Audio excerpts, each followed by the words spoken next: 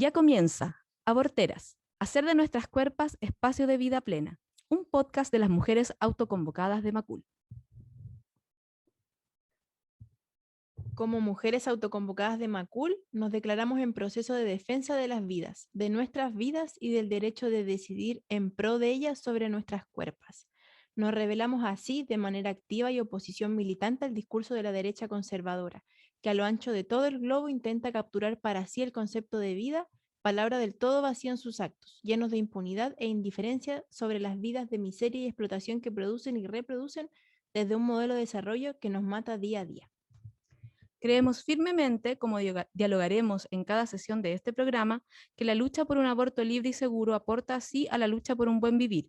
Y no estamos solas, nos acompañaremos de distintas experiencias del medio social, de los movimientos y territorios, y de la experiencia de mujeres que, en un país que castiga nuestras cuerpas, se han visto sometidas no solo al abandono del Estado, sino que a su represión moral y legal, simbólica y física.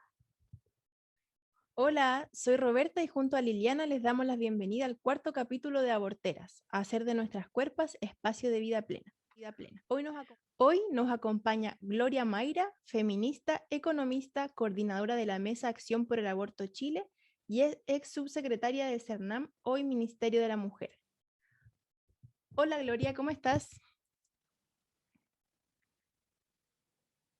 ¿Cómo están? Estaba muteada, como se dice ahora. Esa es una nueva palabra que hemos incorporado en el léxico. Estaba muteada.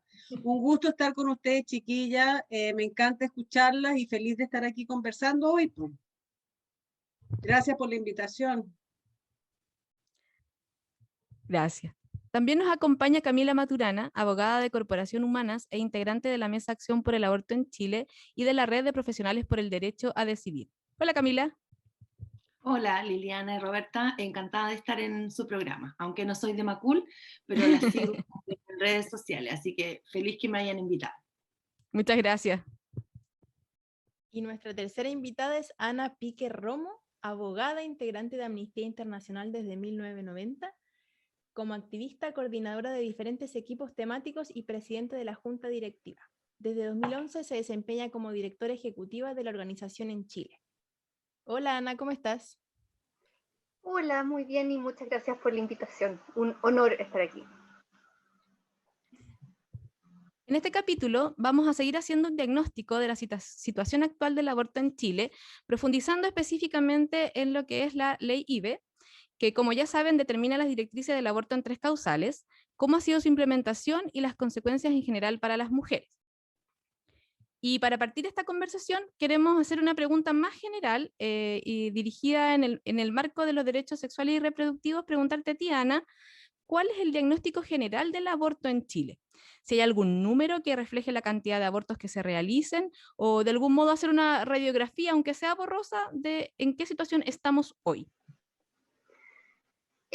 Bueno, efectivamente la radiografía es borrosa, porque y es casi inevitable que así lo sea, porque y eso lo dijimos de hecho cuando en su momento se estaban discutiendo el aborto en 3 causales, si bien las 3 causales eran necesarias y era un pequeño pasito adelante, es una parte muy menor de los abortos que se hacen en Chile. Y de hecho, incluso las circunstancias en las que se criminaliza el aborto en Chile normalmente no eran dentro de las 3 causales, eran otro tipo de circunstancias mucho más amplias y mucho más abiertas. Entonces, uno puede tener números de cuántos abortos se han hecho en las 3 causales, que de hecho son muy poquitos respecto a lo que uno podría haber esperado. Hay cifras que da el MinSal desde el DEIS con las cifras por egresos hospitalarios por aborto, pero que sabemos que son cifras parciales, que en ningún caso registran todos los casos, entre las que no llegan a hospitales o las que quedan registradas de otra forma, dependiendo de quién las atendió y en qué circunstancias se dio la atención. Y hay una enorme cantidad de mujeres, niñas, que han abortado, de los cuales no hay más que estimar. Y la verdad es que las pistas que tenemos hasta el momento, de cifras tanto oficiales como más de estimaciones, es que la realidad no ha variado significativamente debido a las 3 causales, porque como decía, la cantidad de abortos que se hacen dentro de la ley en el marco de las 3 causales son bastante menores respecto del total. Eso como gran diagnóstico. Perfecto. Y Gloria, te queríamos preguntar a ti si tú, así como en palabras simples, pudieras explicarnos, y a nuestras radioescuchas sobre todo, en qué consiste específicamente la ley IVE. Si tú nos pudieras ayudar a entender un poco, porque sabemos la lucha que se dio, estuvimos en el contexto, pero como partir desde lo más básico de cuáles son las tres causales, qué implica cada una, de manera de poder tener una idea súper clara respecto de ella.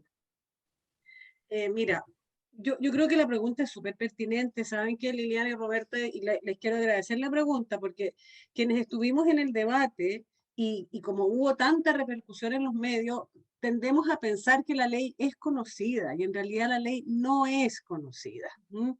Y también constatamos en la mesa de acción por el aborto, llevamos 2 monitoreos de la ley y también constatamos que no hay difusión de la ley por parte del ministerio. Entonces, creo que es un supuesto muy fuerte hablar de que la ley es conocida.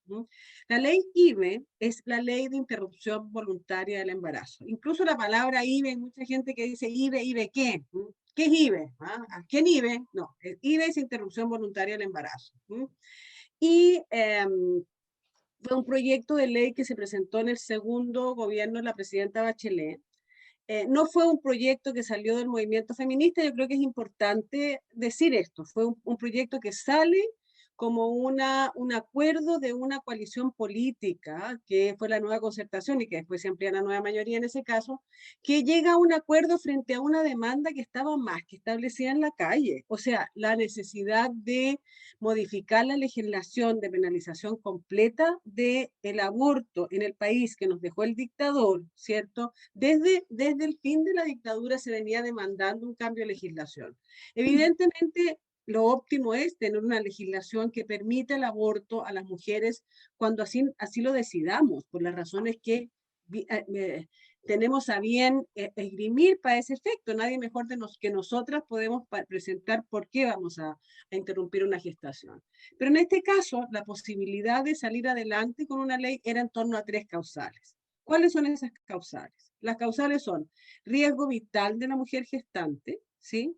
Y ese riesgo vital puede ser inminente, es decir, llegué con una tremenda hemorragia, me estoy yendo en sangre, es un aborto que viene en curso, es una expulsión que viene en curso, es inminente, ¿cierto? O sea, hay un riesgo vital inminente que se produce.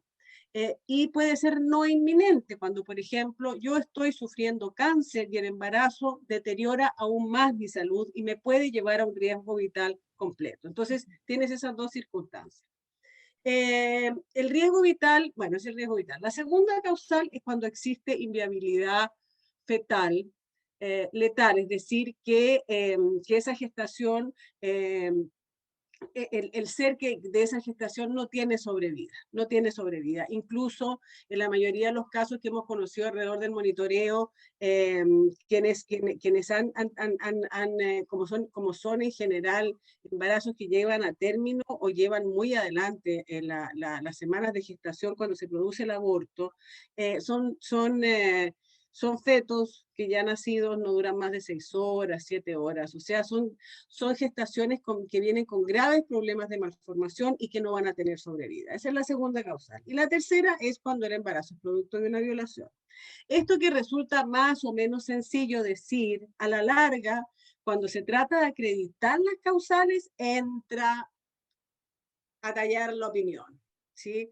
Porque hay una norma técnica muy desarrollada que establece que la primera causal son tales patologías, tales enfermedades las que hay que considerar, en la segunda son estas, y en la tercera causal de violación también establece un procedimiento, pero el punto es que hay que ir caso a caso, mirando cómo se desarrollan estas circunstancias para efecto de determinar si efectivamente es una primera causal, si hay una segunda causal o una tercera causal. En el caso de la primera causal, necesitas el diagnóstico de 2 médicos, en el caso del equipo médico, en el caso de la segunda causal, necesitas 2 diagnósticos en igual sentido, o sea, que haya 2 diagnósticos que digan que el feto tiene tal patología, y en el caso de la tercera causal, es un equipo de salud el que determina la plausibilidad, la posibilidad de que efectivamente tu tiempo de gestación junto con tu relato acrediten de alguna manera que efectivamente fuiste sometida a una violación, ¿no?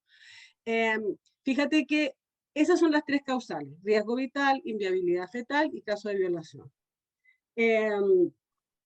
Cuando hemos hecho el monitoreo, queda claro que una vez que se acredita la causal, entra la decisión de la mujer. Y esto es importante tenerlo en cuenta. Si la causal no se acredita,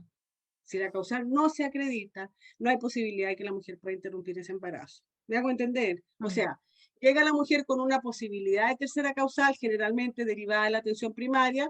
Mira, el riesgo vital y la inviabilidad generalmente se detectan a nivel de los controles prenatales. Estamos hablando de tiempos habituales, porque ahorita en pandemia el sistema es distinto, pero digamos que es así, ¿no? Y de ahí, entonces, te derivan al hospital, ¿sí? Y en el hospital se acredita si existe o no existe esa causal. En el caso de la tercera causal, en caso de violación, puede ser por atención primaria o puede ser por otras vías de entrada. Llegas al hospital, se te deriva al hospital y en el hospital se establece un equipo de salud donde generalmente hay una dupla psicosocial que es la que establece si hay o no hay plausibilidad de la violación. Por ahí va la cosa. ¿Queda más o menos clara? Repregunten, chiquillas, que esto que uno trata de explicar en simple, no es simple muchas veces.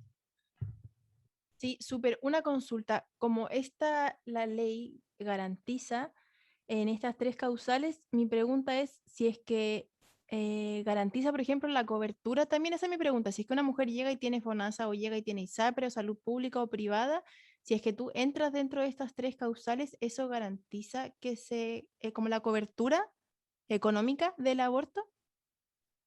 A la que quiera contestar, chiquilla, o sea, o que lo sepa.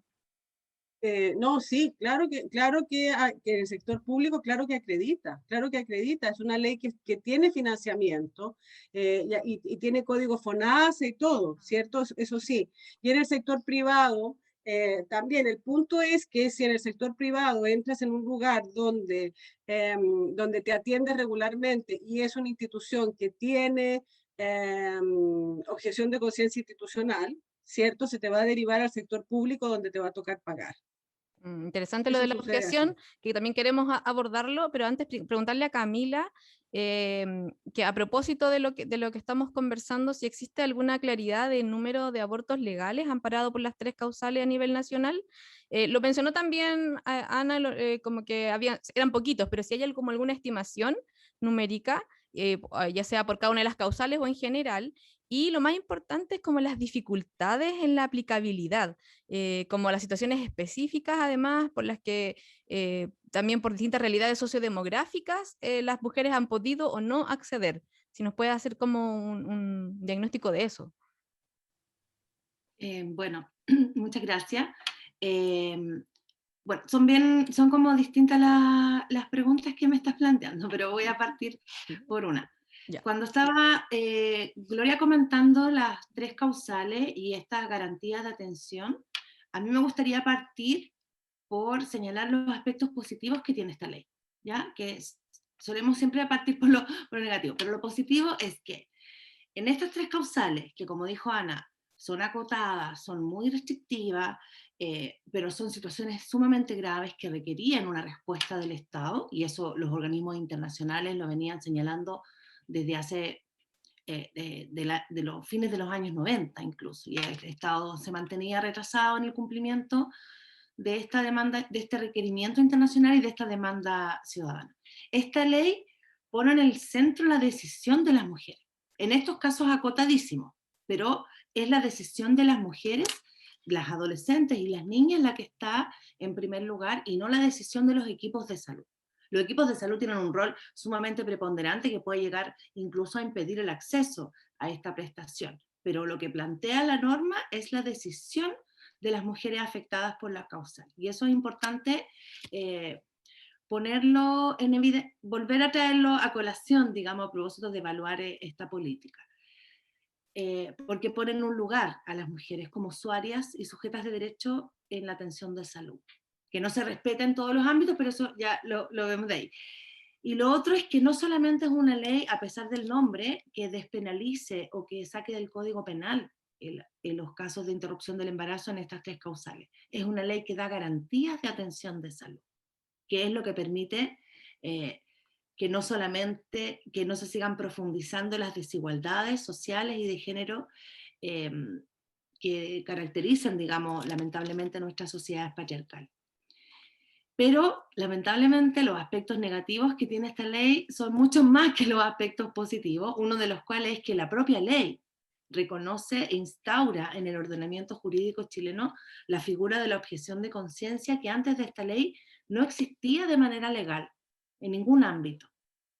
Y se instaura por primera vez en la ley chilena una figura de objeción de conciencia, que en el caso de la interrupción voluntaria del embarazo por causales, lo que viene a hacer es como dar un permiso a los médicos y a otros integrantes del equipo de salud para no intervenir en estos procedimientos, aún tratándose de funcionarios públicos.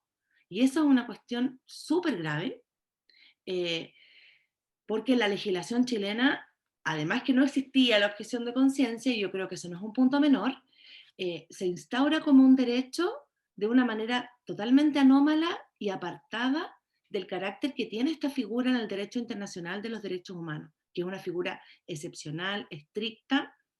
Entonces ahí ya tenemos dos grandes problemas. Las causales son sumamente acotadas, no resuelve la realidad de la inmensa mayoría de mujeres, adolescentes y niñas que abortamos por otras razones, y además, junto con el derecho de las mujeres a decidir solo en estos casos, plantea este otro derecho a los equipos de salud, que lo que ha significado en la vida real es que a 3 años de la ley tenemos la mitad de los obstetras que trabajan en hospitales públicos acogiéndose a esta figura de objeción de conciencia para no participar en la interrupción del embarazo. Y eso creo que, junto con las barreras que ha podido identificar el trabajo de las organizaciones que integran la Mesa Acción por el Aborto, en los 2 monitoreos que Gloria menciona, que me imagino que nos va a poder referir los resultados también, creo que son las barreras y las dificultades principales que tiene la implementación de esta ley. Y por eso, y alcanzo a hacer un repaso de los números, no me olvides de la pregunta. Camila, y por disculpa que te interrumpa un segundito. ¿Tú podrías explicar para la gente que nos escucha qué es específicamente la objeción de conciencia? Rápidamente.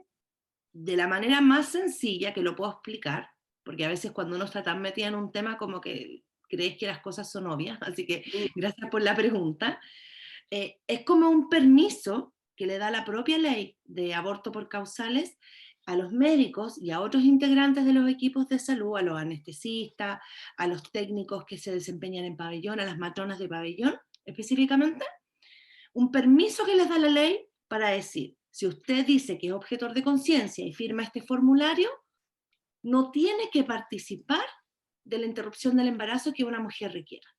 Y puede, solamente le comunica al director del hospital que usted es objetor de conciencia, que esta mujer está en una de las 3 causales que necesita atención, y el director del hospital resuelve si tiene otro equipo no objetor en el hospital, o si no hay, la deriva a otro hospital, aunque sea a cientos de kilómetros de distancia de donde esa niña, por ejemplo, una niña violada, donde vive, donde están sus redes, donde debiera recibir esa atención de salud, porque aquí estamos hablando de una atención de salud que en muchas oportunidades va a ser la entrega de un medicamento. En el caso de la interrupción del embarazo por violación, la ley pone un plazo. No se puede hacer en cualquier momento. La ley pone un plazo de 12 semanas para las adolescentes y las mujeres mayores de edad, y de 14 semanas para las niñas. Entonces, cuando estamos hablando de derivar a otro hospital para que le entreguen un medicamento, esta derivación no está relacionada con una infraestructura o con una necesidad de equipamiento que el hospital no tenga. Es solamente por razones ideológicas de que el equipo de salud es objetor de conciencia y que ese hospital no se preocupó de contratar un equipo de salud no objetor. No sé si con eso lo aclaro, y para no parecer que me estoy corriendo de la pregunta, con respecto a los casos. El Ministerio de Salud ha tenido, yo diría de manera sorprendente, es lo que uno espera de la implementación de una política, que exista al menos transparencia en la información para poder evaluar, pero igual no deja de sorprender que esta información exista de manera bastante desagregada, lo que nos preocupa es el bajo número de casos que se han registrado bajo las 3 causales. Estamos hablando de 2.190 casos en 3 años, 2018, 2019, 2020. 818 por ahí casos en 2019, que se estaba estabilizando la implementación de esta política, y en 2020, en pandemia, disminuye más del 20% estos casos. Ahora, en estos casos, más o menos el 80% de las mujeres opta por la interrupción del embarazo. Alrededor del 80 y algo por ciento de las mujeres son de nacionalidad chilena, y cerca del 8% de estos casos, en total yo estoy diciendo, podemos ver la cifra más detallada, pero no vamos a alcanzar, son menores de edad. Y en las menores de edad, como era esperable, la mayor parte de los casos corresponden a la causal violación. Ahora, de este total de 2.000 y tantos casos en 3 años, que es muy inferior, como decía Ana, y ahí le doy la palabra, que no ha hablado tanto, muy inferior a lo que se estimaba que esta ley iba a resolver. Entonces, hay 2 posibilidades: o se estimó mal, que yo no creo que sea tan probable, o realmente las barreras para que las mujeres puedan acceder a la calificación de su caso como caso IVE, son incluso peores de las que podemos advertir en nuestras investigaciones en el conocimiento de casos. Y creo que ahí me quedo por ahora. Muchas gracias. Oye, si queremos que Ana también se explaye en esto, porque además le queremos preguntar por el informe de Amnistía, que está como ahí recién salido, pero vamos a ir a la canción que la va a presentar Roberta, y seguimos con la conversa, que no se le vaya la idea. Ya, chiquillas, vamos a ir a esta pequeña cortina musical para después seguir con todos los puntos de vista muy interesantes. Pareciera que nunca terminamos de aprender en este podcast. Y les dejamos con la canción Ramona de Amparo Ochoa para recordar que el arte también es resistencia.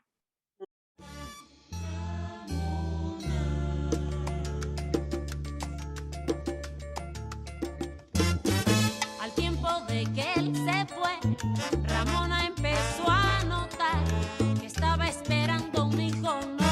No puedo con otro más. Miraba con ojos turbios al frente la vecindad, un gran cartel que decía: el aborto es criminal. Virgencita de mi alma, ayúdame.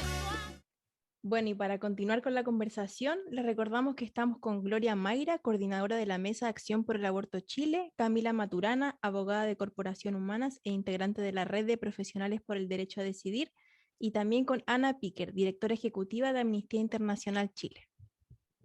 Aprovechándonos de la última intervención de Camila, Ana, queremos preguntarte, la verdad es como que estábamos mirando rápidamente lo del informe, la verdad que no queríamos hacerte la pregunta sobre eso, porque veíamos que hacen un llamado como territorial, digamos, en la zona de Latinoamérica, hacen una mirada comparativa, y esto interesante que planteó Camila, que es como, nunca en la ley antes se había dado lo de la objeción de conciencia, y cómo lo ven desde este informe de Amnistía, esta situación en la que está la ley actualmente. Te pido disculpas que tuve un momento de conexión a internet inestable y me perdí una parte de la pregunta. De hecho, todavía no sé si estoy estable o no. La pregunta que le hicimos a Camila. Es que es a propósito de lo que ella está comentando acerca de la objeción de conciencia. Nos explicó lo que significaba la objeción de conciencia en la ley, y queremos saber, como desde tu mirada, cómo se ve esto. ¿Cómo ven la situación de la ley en Chile? O sea, primero decir que yo concuerdo con lo que decía Camila en el sentido de que un poquito más de 2.000 abortos en 3 años, no es probable que eso se produzca porque la estimación estaba mala. Lo probable es que es porque hay demasiadas barreras para poder acceder. Y una de las barreras que existe en este momento es justamente el de la objeción de conciencia. Y de hecho, desde Amnistía Internacional ya dejamos de hablar, de usar el concepto de objeción de conciencia en este contexto, porque como la objeción de conciencia históricamente viene de algo que no tiene nada que ver, que tiene que ver con, por ejemplo, personas que no quieren hacer el servicio militar porque por motivos de conciencia no quieren participar del uso de armas o de la violencia en contextos, por ejemplo, de guerra o potencialmente va a tener que hacerlo. Esto es algo completamente distinto, porque en definitiva lo que estás haciendo es poner en jaque los derechos de otra persona, directamente. Y en ese sentido, este tipo de normas tienden a ser en sí mismas una barrera al acceso a derechos. Y en Chile además tenemos algo de que jurídicamente hablando es de verdad una aberración, que es este concepto de la llamada objeción de conciencia institucional, en que ya ni siquiera se está dando protección a la libertad de conciencia de una persona individual, sino que se le está como de alguna manera asignando conciencia a una institución completa. Y eso tiene un efecto aún más brutal en el acceso de mujeres, niñas y personas con capacidad de gestar a abortar cuando lo necesitan, incluso en el ámbito acotado de las 3 causales. Entonces es algo que en realidad, o sea, desde una mirada, que es la mirada de Amnistía Internacional de los derechos humanos, no tiene absolutamente ningún sentido. Y está convirtiéndose en una barrera permanente para poder, para que las mujeres accedan al aborto. Y de nuevo ahí creo que hay un rol importante desde el Estado y que tiene que ver con por una parte, el asegurar el acceso a servicios, como decía Camila, incluso en el evento de que haya profesionales objetores de conciencia en un determinado establecimiento, debiera garantizarse que haya al menos un equipo médico que sí esté en condiciones de hacerlo y que no le signifique a esa mujer o a esa niña trasladarse a la región de al lado para ver si tal vez en una de esas le practican el aborto, más aún cuando en caso de violación tienes un límite de semanas, en que muchas veces estás contra el tiempo.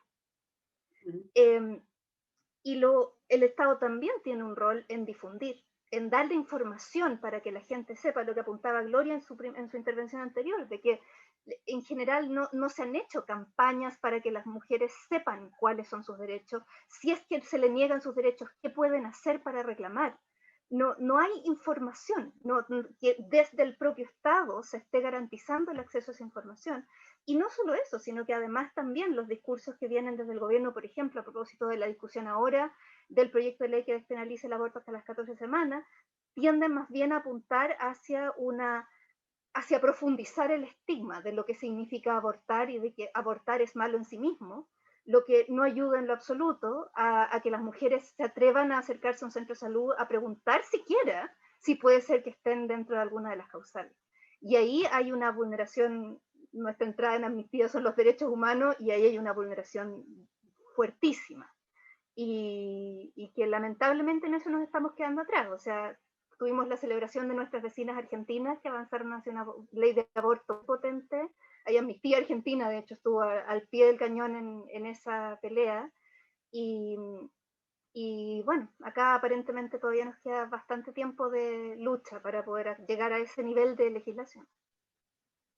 Me gustaría complementar lo que dice Ana, oye, chiquilla, como para dar una referencia. Miren, cuando se hizo la estimación del número de casos anuales que podían ser atendidos en el marco de la ley, se calcularon alrededor de 2.500 casos al año, ¿sí?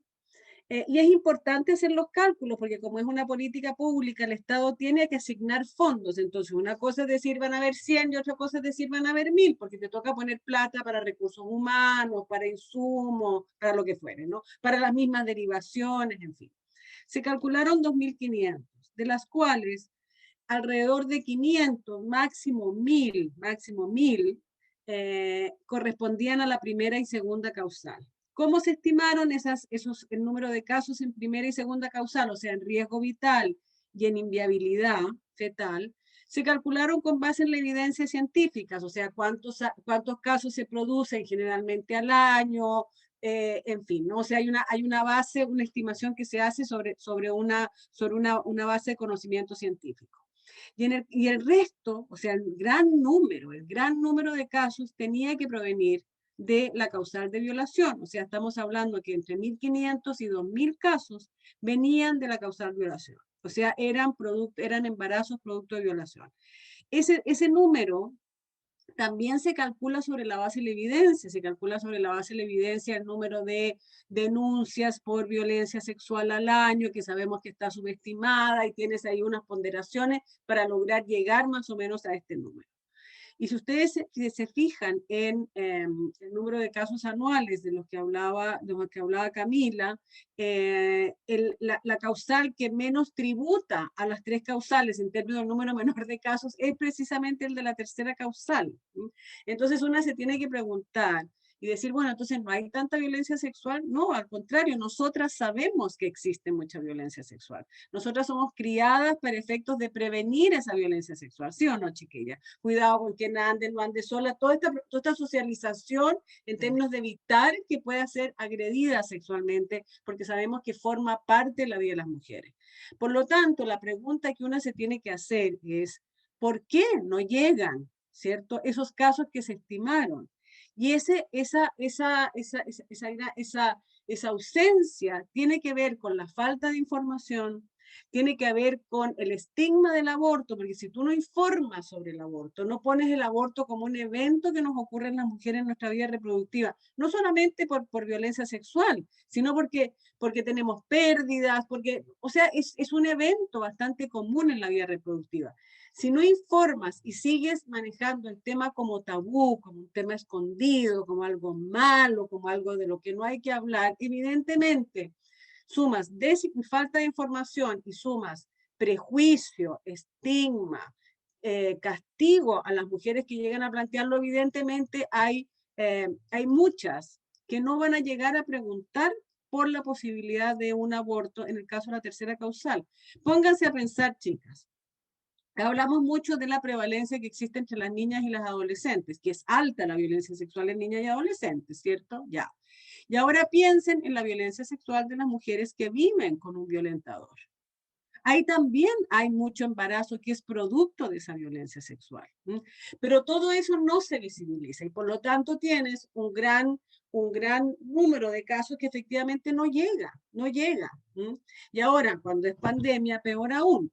Cuando es pandemia, peor aún, porque las posibilidades de pesquisa o de búsqueda de casos de identificación de violencia sexual están mucho más limitadas por razón de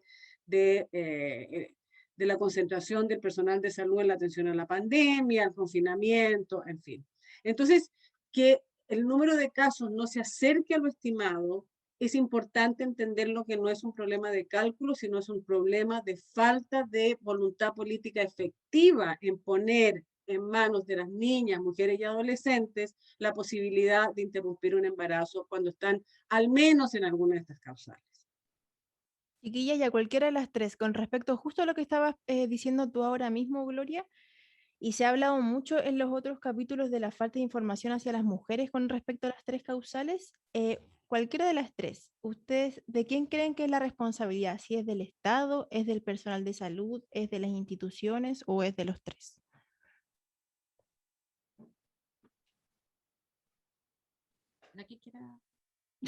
Bueno, yo creo que Ana fue muy clara en explicar cuáles son esas responsabilidades del Estado que no están siendo cumplidas en materia de derechos de las mujeres y las niñas, las personas con capacidad de gestar y los derechos sexuales y reproductivos en general. Entonces, yo creo que para nosotras tres y otras, el proceso constituyente adquiere una relevancia muy importante y crucial y una oportunidad para justamente avanzar en resolver estos problemas. Lo que ha sido un Estado que no cautela los derechos sexuales y reproductivos en los últimos años, digamos, pese a que con claridad los organismos internacionales señalan y desarrollan periódicamente cómo estos derechos hacen parte de aquellos derechos humanos que están reconocidos en los tratados vigentes en el país y que los tratados, y también considerando que esos tratados de derechos humanos vigentes en el país son lo único que, el punto de partida que tiene nuestra Constitución, o sea, esta discusión constitucional. Sí, hablamos de una carta en blanco, que la Constitución parte de cero, pero en realidad no parte de cero, porque un punto mínimo son las obligaciones de derechos humanos que el Estado de Chile ya ha adquirido. Y por eso creemos que hay una oportunidad importante en términos de cautelar no solo una noción o un enunciado de derechos sexuales y reproductivos, incluyendo el derecho al aborto en condiciones de seguridad para las personas que así lo requieran, sino también las obligaciones y los deberes específicos, los mandatos que corresponden a los órganos del Estado para garantizar que la maternidad sea voluntaria, que exista educación sexual integral, que no existan barreras para el acceso a anticonceptivos, que la atención de salud sexual y reproductiva se brinde a lo largo de todo el ciclo de vida de las personas, y en último término también que en caso de aborto esa atención esté garantizada por el Estado. Y como un aporte a avanzar en eso, antes del proceso constituyente, desde las feministas habíamos preparado una propuesta de ley para avanzar un pasito más que la ley de 3 causales, que es la despenalización. Como en Chile el gobierno no apoya en absoluto estos derechos, no podíamos pensar que iba a haber un proyecto como el de Argentina, en que junto con la despenalización se plantearan garantías de atención de salud en el marco de una política pública. Pero considerábamos que después de la ley de 3 causales era muy importante avanzar en eliminar la sanción penal, porque cuando hablamos de cifras también tenemos que hablar de las cifras de las mujeres que hoy siguen siendo, no solo mujeres que sufren riesgo y enfrentan hospitalizaciones o estos registros de atención de salud por aborto que mencionaba Ana. Las mujeres, las adolescentes, las niñas, especialmente las pobres, las más jóvenes, las migrantes, siguen siendo denunciadas. Incluso, si vemos las cifras de los últimos años, que son más de 1.700 casos nuevos en 10 años ante el Ministerio Público, ni siquiera bajaron tanto en 2020 en contexto de pandemia. O sea, en pandemia las mujeres siguen siendo criminalizadas por aborto. Y eso es un mínimo que como feministas no estamos dispuestas a aceptar, y por eso cuando se dictó la ley, además de todo el esfuerzo que hemos hecho en monitorear, vigilar, orientar a mujeres, dar servicios de apoyo, de orientación, como digo, servicios de atención jurídica, es un esfuerzo en avanzar en un paso más, que es al menos que las mujeres, las adolescentes y las niñas, especialmente las más vulnerables, no sigan sufriendo la injusticia de la criminalización, porque eso también está prohibido por el derecho internacional de los derechos humanos. Chiquillas, con esto vamos cerrando el capítulo, ya estamos en la hora. A Camila, Gloria y a Ana queremos agradecerles enormemente la participación en este programa. Y como lo hacemos con todas nuestras invitadas, queremos agradecerle desde nosotras y nuestra organización por el aporte que hacen ustedes a la trinchera del movimiento feminista, desde sus militancias, desde sus experiencias. Y queremos pedirle a cada una última reflexión de cómo ustedes ven el camino de aquí en adelante del movimiento feminista para lograr la legalización del aborto en nuestro país.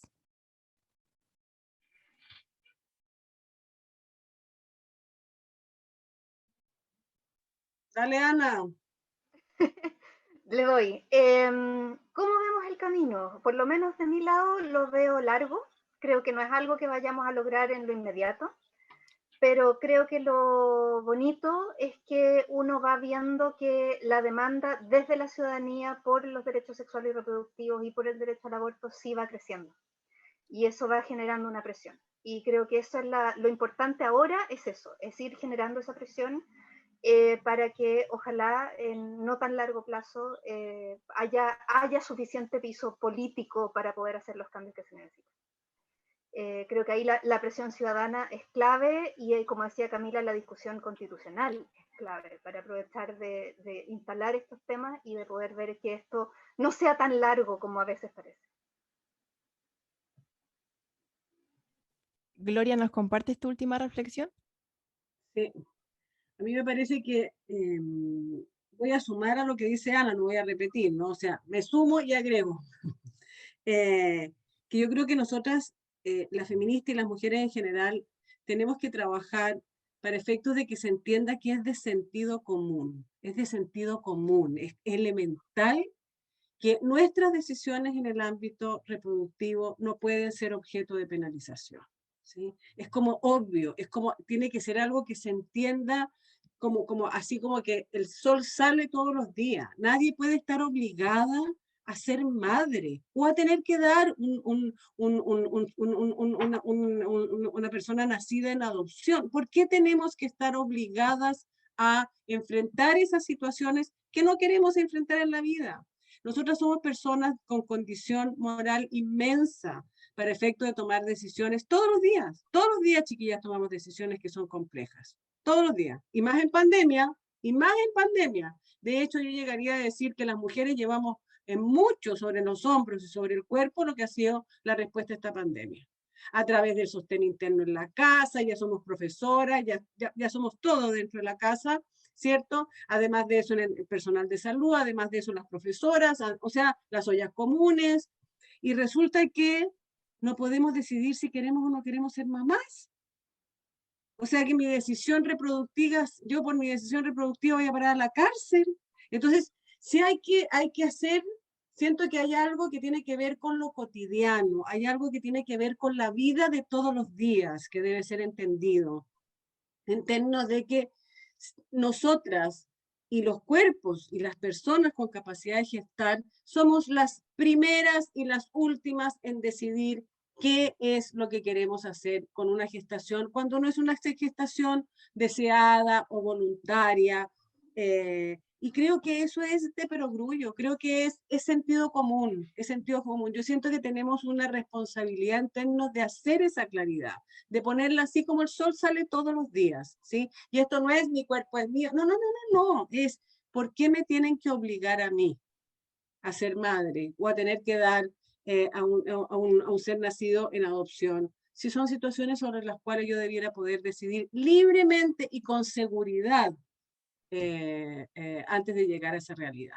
Entonces creo que tenemos que instalar eso de cara a la nueva constitución y más allá de la nueva constitución también. Porque digan ustedes que logramos, ¿cierto? Y tenemos que mover todo lo que podamos para efecto de que la autonomía reproductiva y los derechos sexuales y reproductivos y el derecho al aborto y la maternidad voluntaria queden en la Constitución.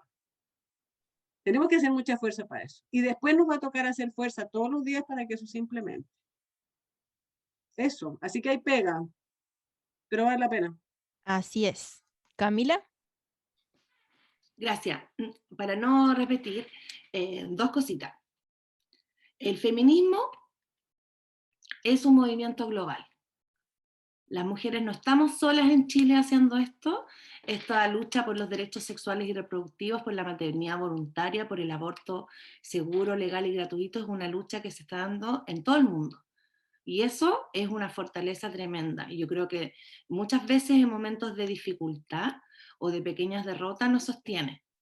Y yo no la pierdo de vista. Yo creo que la edad nos ayuda también a eso, compañera, a no perder de vista que son procesos históricos y que es un proceso que no se detiene. Hay momentos de oscuridad en la historia, el fundamentalismo también avanza, pero avanza en la medida en que como mujeres en el mundo hemos ido también avanzando en el reconocimiento y protección de nuestros derechos, y hay una reacción en contra de eso para mantener el status quo, para mantenernos en condición de subordinación. Entonces vamos avanzando un poquito y claro, hay restricciones y todo, pero es porque vamos avanzando. Y yo creo que eso también... A mí los años de feminismo me ha dado esa tranquilidad, y en particular creo que hemos sido testigos, nosotras que tenemos ya varias décadas de feminismo en la cuerpa, en los últimos años hemos visto cosas que yo creo que no imaginaba hace un tiempo atrás. Cómo las feministas jóvenes nos han dado muestras de resistencia al patriarcado. Lo que pasó en 2018 fue realmente algo que no sé si imaginábamos que íbamos a vivir en Chile, como todo el territorio nacional se movilizó en todas las universidades de todo el país en contra de la violencia machista. Y eso derivó, bueno, en marchas multitudinarias en los años siguientes, y la pandemia nos puso un freno un poco a la calle, un poco.